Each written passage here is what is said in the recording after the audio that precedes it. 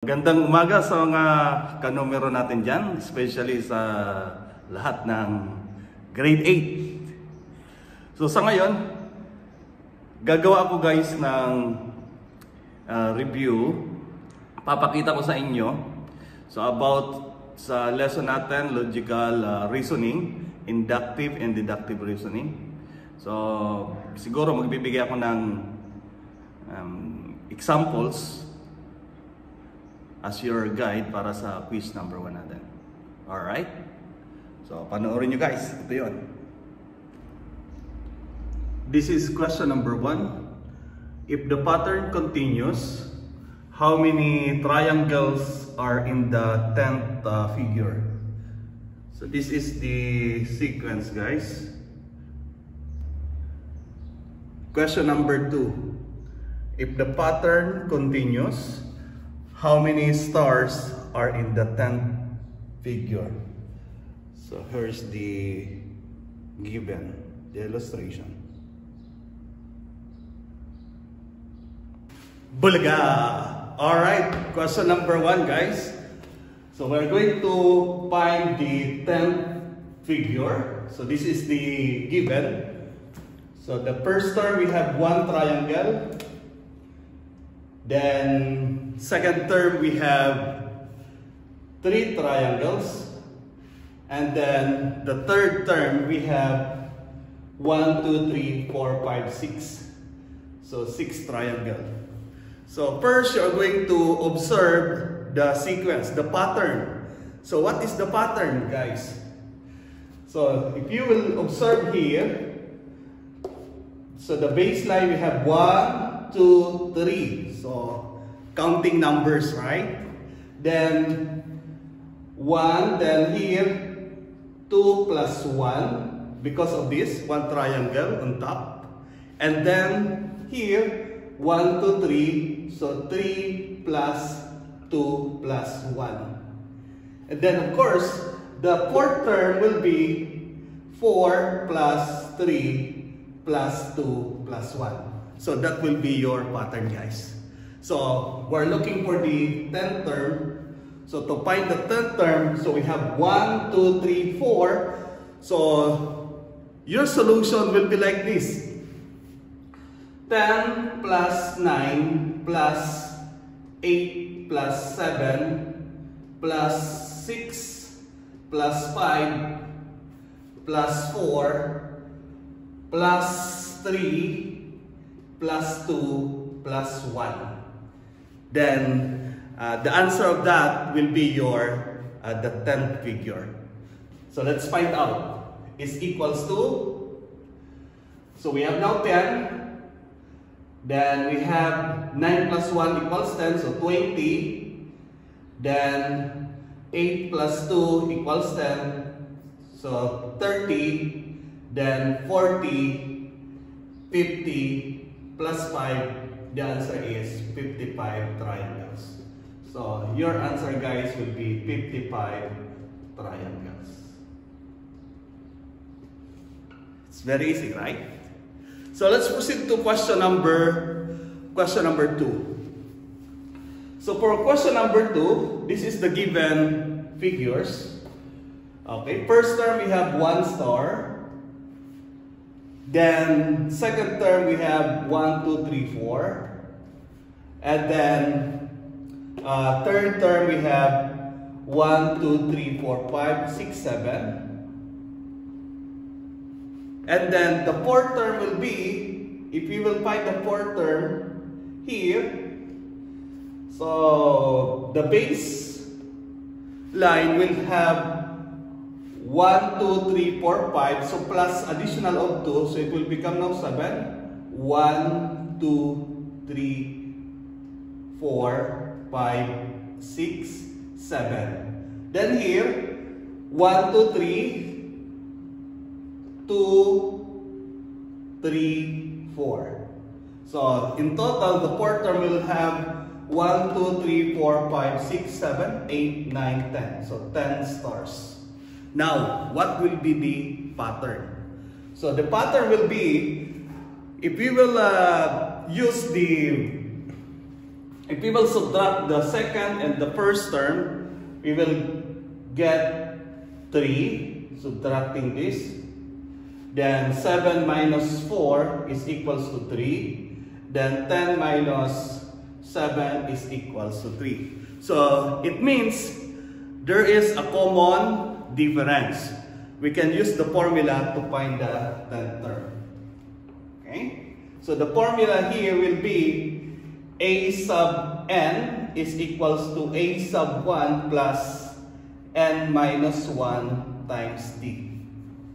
What do you mean by a sub n? So this will be our last term, the 10th term. So a sub 10 is equals to a sub 1 will be the first term, 1 plus n will be the 10, okay? 10 minus 1 times 3. The common difference is equals to 3. Then is equals to 1 plus 9 times 3.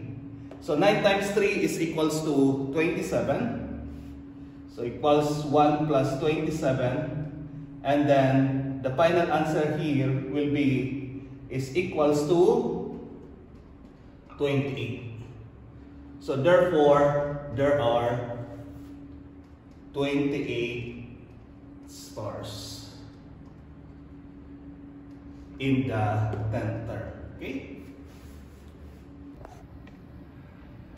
Question number 3, 4, and 5.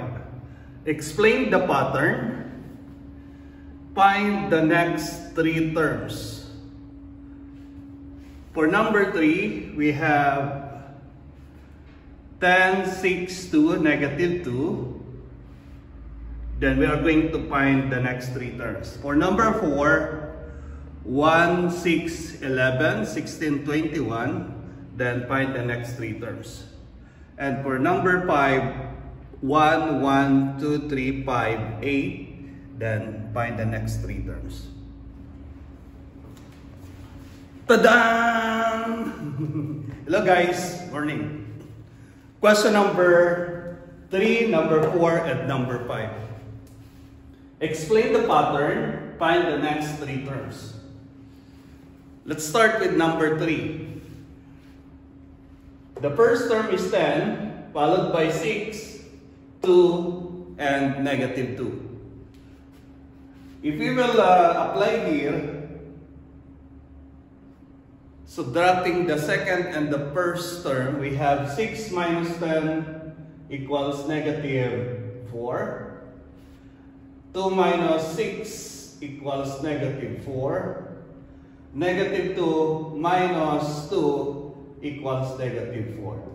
So it means, guys, the common difference is negative 4. To find the next 3 terms, we are going to add negative 4. Alright, let's begin. Negative 2 plus negative 4 equals negative 6.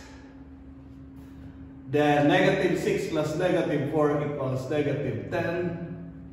And then negative 10 plus negative 4 equals negative 14.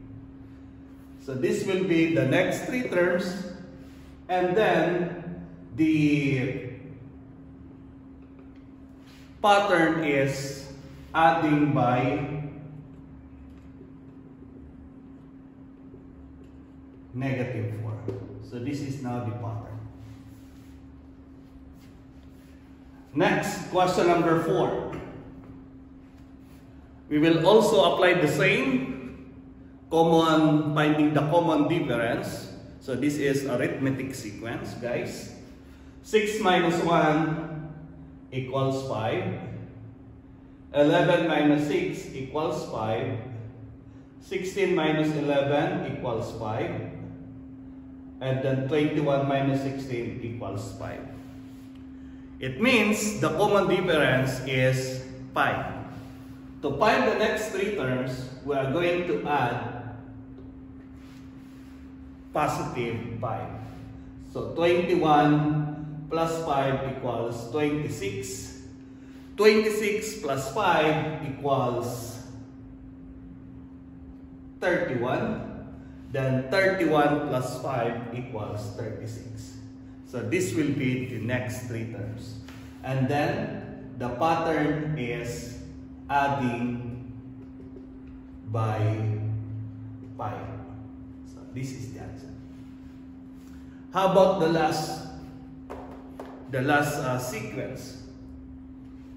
So we have 1, 1, 2, 3, 5, and 8. So we are going to find the next three terms. So first observe, we have 1. 1 plus 1 equals 2. Then 1 plus 2 equals 3. 1 plus 3 equals 5. 3 plus 5 equals 8. 5 plus 8, that will be our next term. So 5 plus 8 equals 13. So right here 13. Then 8 plus 13 equals 21. Right here 21. Then 13 plus 21 is equals to 34. So your answer here will be 34. So let's review. 1 plus 1, 2. 1 plus 2 equals 3. 2 plus 3 equals 5. 3 plus 5 equals 8. 5 plus 8 equals 13. 8 plus 13 equals 21. Then 13 plus 21 equals 34. So this will be your next three terms. Then if you are familiar with the Fibonacci sequence, so that is the answer here. That's the pattern. Or you can write adding two consecutive terms. So previous terms. Good luck, guys. Happy holidays. Good luck to your quiz number 1 tomorrow. Have a nice day to everyone. Bye-bye. Bye-bye-bye.